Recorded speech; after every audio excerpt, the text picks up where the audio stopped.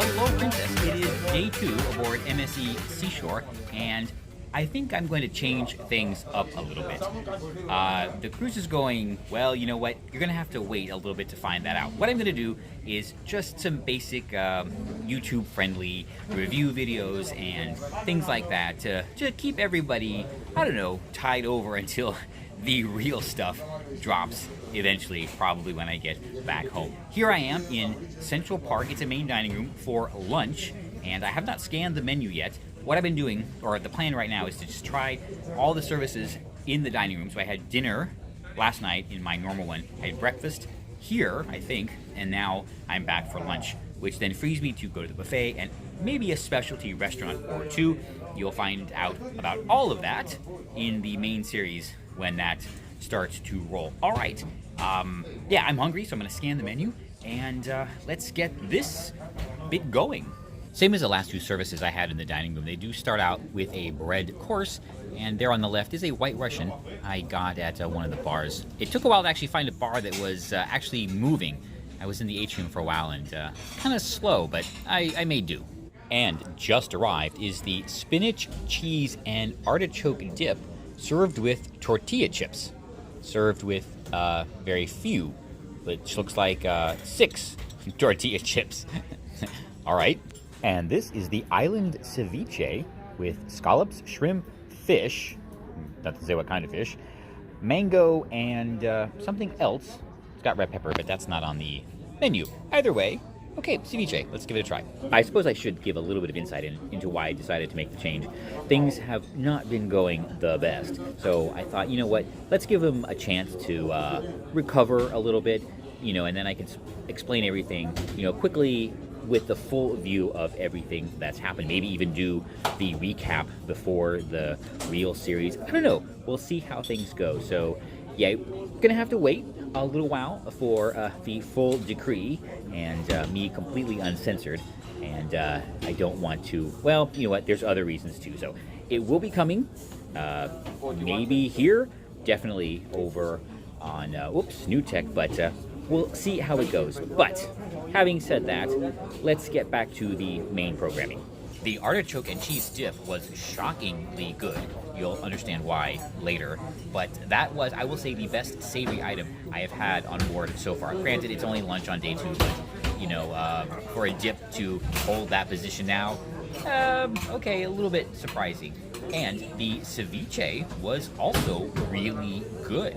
It was prepared well, lightly flavored. The quality of the ingredients was good. I do recognize that in Miami we typically get ceviche that is literally hours out of the water.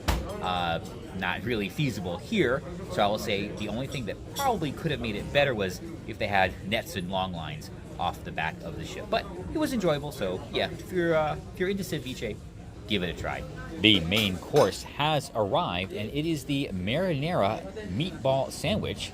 It is on a soft semolina roll. Well, it is a soft semolina roll filled with meatballs in tomato sauce and smoked provolone cheese, grilled bell peppers. Oh boy, I hope there's not green peppers in there. And fries. There's also a small salad that goes along with it. However, to accompany it, I also ordered a side Caesar salad.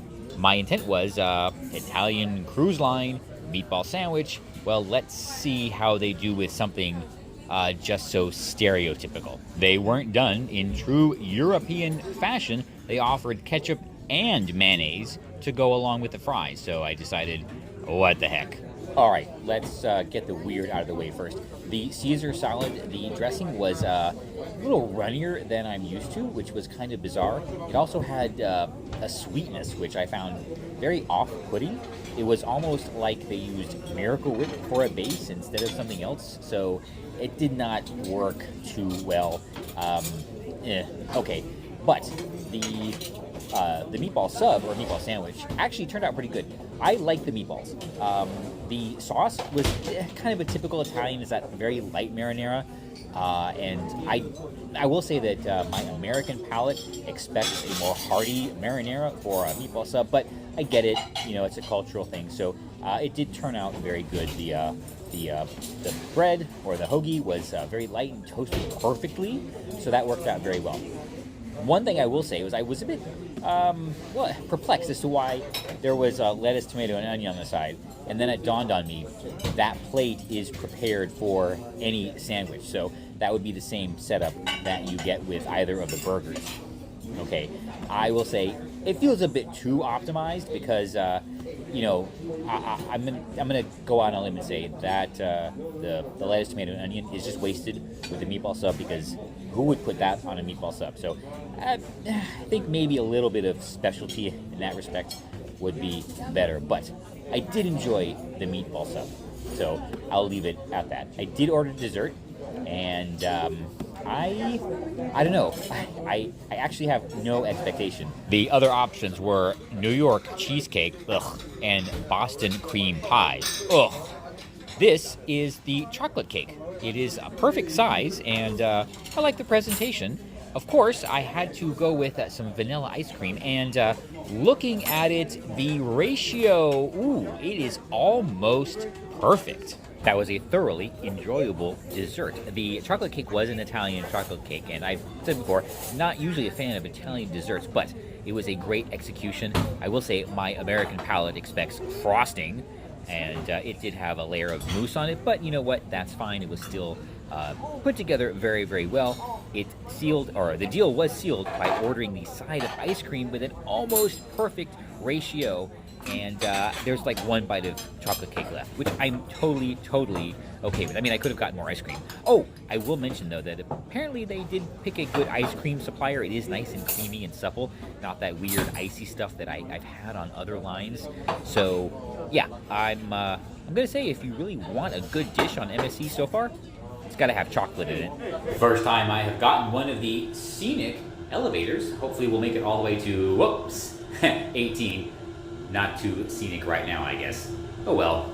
And that was my lunchtime experience at Central Park, one of the main dining rooms here on MSC Seashore. Hit or miss. The artichoke dip was pretty good, and the chocolate cake and ice cream, oh, that was really good too. And the meatball sandwich was enjoyable. The other things were okay. Overall, better than dinner.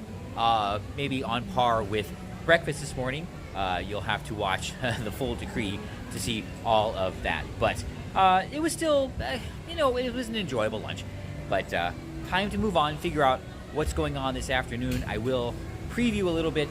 There's not really anything until late in the afternoon, so I don't know what I'm going to do. But this does right now really make me miss Scarlet Lady, because I would love to go back and lie down on that beautiful couch and take a nap. Not possible here because I don't have a couch. But you know what? I realize that is kind of a trivial thing. So, despite the iffy lunch and the lack of a couch, I still am very thankful for my problem.